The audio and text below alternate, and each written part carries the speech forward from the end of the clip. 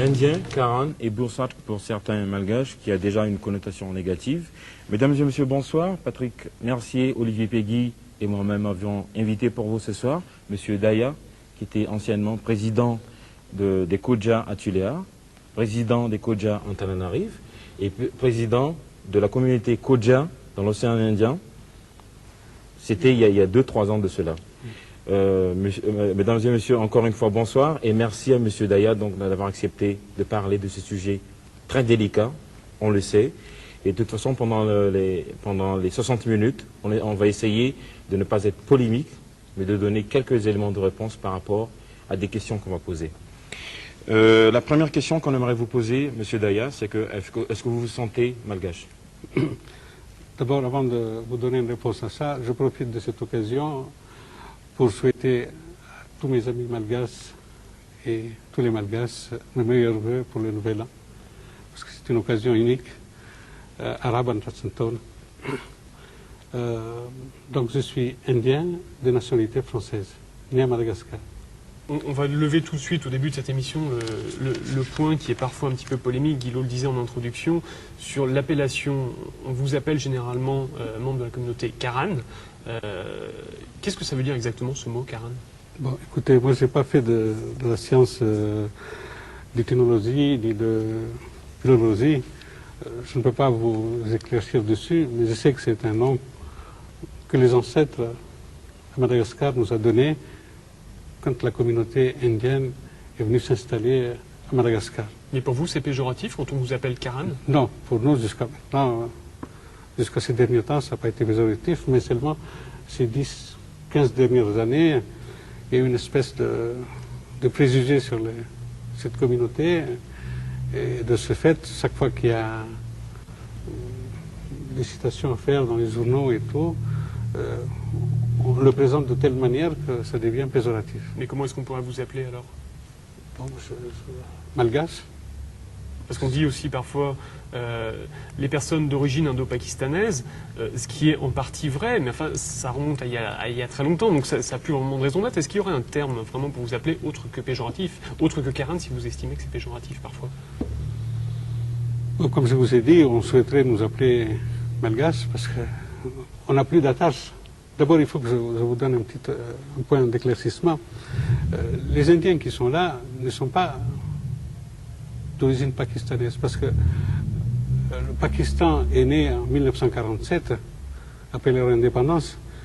Ceux qui sont là sont d'origine uniquement indienne. Et notamment d'une certaine province de l'Inde. Oui, de Gujarat. Gujarat. Hein, de Gujarat. Qui se trouve où exactement? Un peu au nord de l'Inde. Est-ce que vous avez encore, donc l'émigration remonte au XVIIe siècle, est-ce qu'il y a encore des migrants actuellement, des Indiens qui viendraient s'installer à Madagascar? Et pour ceux qui sont installés depuis très longtemps, est-ce qu'il y a encore des liens avec votre pays d'origine qui est l'Inde? Bon, à ma connaissance, de nouveau, je ne pense pas qu'il y en ait. Mais des attaches, je pense qu'il n'y en a plus. Parce que, je vais vous citer un exemple. Mon grand-père n'a jamais été en Inde. Mon père non plus. Moi j'ai été, mais c'est un voyage d'affaires. J'étais qu'une fois. Donc c'est pour vous dire qu'il n'y a pratiquement plus d'attaches. Bon, il y a les traditions qui existent, qui sont restées, mais sinon il n'y a plus d'attaches. D'accord. Justement, c'est étonnant parce que par exemple, quand on filme lors de la célébration, il y a 2 jours de cela, de l'indépendance indienne, on ne voit pas beaucoup de la communauté représentée lors de ces fêtes. Oui. Comment ça se fait Bon, c'est pour ça que je vous dis, bon, c'est pas qu'ils ne sont pas intéressés sur l'Inde, mais bon, ils se sentent beaucoup plus intégrés ici que... Bon, il y a des invitations qui sont lancées, vous avez vu dans les journaux et tout, mais bon, il y en a très peu, il y en a une trentaine de personnes, à part les autorités et autres. Par rapport au lieu d'installation ici à Madagascar, vous avez dit sur les côtes, c'est d'abord au nord, à l'ouest. Maintenant, où se situent les grandes communautés indiennes ici à Madagascar? C'est dans la capitale, dans les grandes villes, à la campagne, ça se passe comment? Je crois que la majorité aujourd'hui doit se trouver à Tana, parce que rien que la communauté Kodja est environ 2000 à Tana. Sinon, dans le nord, à Diego, Tuliar, Majenga, région de Fort-Dauphin, et Tamatave également. Une autre question à laquelle on n'a pas de réponse, finalement, il y a combien d'Indiens ou de Karan à Madagascar? On est environ 15 000. Parce que les chiffres diffèrent beaucoup en fonction des sources qu'on a pu approcher.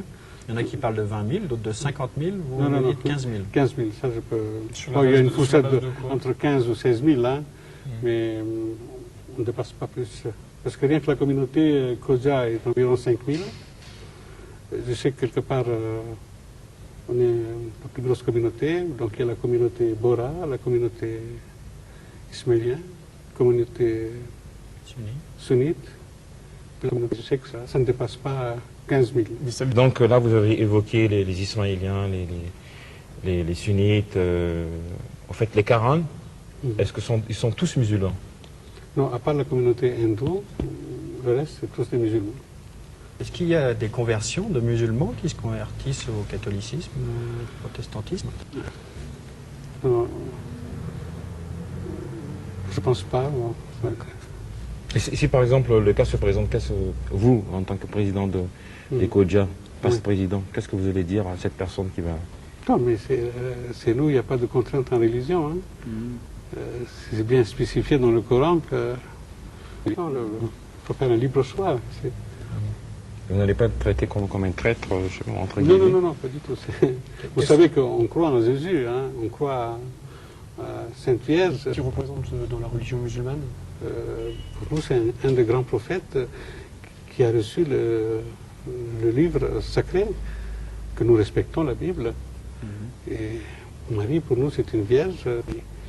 Même dans le Coran, si vous lisez le Coran, vous avez des chapitres entiers sur Jésus, vous avez des chapitres entiers sur Marie, qui honorent d'une façon vraiment louable. Voilà, durant ces 15 minutes, on a essayé de brosser un peu pour mieux introduire le sujet. Et là, tout de suite, on va passer à un sujet qui est quelque part un peu brûlant. Alors, on voulait vous parler de nationalité, puisque c'est effectivement un sujet dont on a discuté. Vous disiez tout à l'heure, vous êtes résident à Madagascar depuis des générations, vous n'avez même plus d'attache avec votre pays d'origine, et pourtant, vous n'avez pas la nationalité. Comment c'est possible?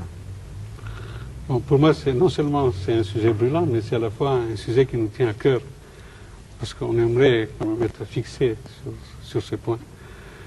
Et nous-mêmes, personnellement, on ne sait pas pourquoi il n'y a pas un décret ou un arrêté qui sort, qui nous donne le droit, soit de sol, de sang, pour avoir la nationalité.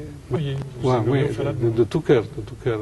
Tous les Indiens? Tous les Indiens. Mais ils en ont fait la demande. Il y en a qui sont devenus malgaches. Bon, Comment ils ont fait? Bon, parce qu'il y a certains qui se sont mariés avec des malgaches, et de ce fait, par lien de sang, donc ils ont obtenu la nationalité. Donc c'est impossible pour une Indienne mariée à un Indien de devenir malgache, Oui. même s'ils sont là depuis des générations. Oui. Enfin, apparemment, il n'y a pas un essai sur ça pour dire que, bon, voilà, si vous êtes là depuis 10 ans ou 15 ans, bon, vous pouvez avoir la nationalité malgache. Il n'y a pas... Vous-même, votre situation, vous l'avez dit, vous êtes de nationalité française. Votre statut ici, vous avez un visa, j'imagine, renouvelable, permanent, ça se passe comment? Mais le visa, je l'ai obtenu il y a plusieurs années. Donc, à cette époque, il pouvait délivrer des visas permanents, donc définitifs. Et la vérité de ça, donc... Et ne serait-ce que la nationalité française, vous l'avez obtenue comment, sans entrer dans toute l'histoire de votre famille? Enfin, venant d'Inde, vos parents se sont retrouvés avec la nationalité française. Oui, parce que j'ai mon grand-père, mes grands-parents qui ont été appelés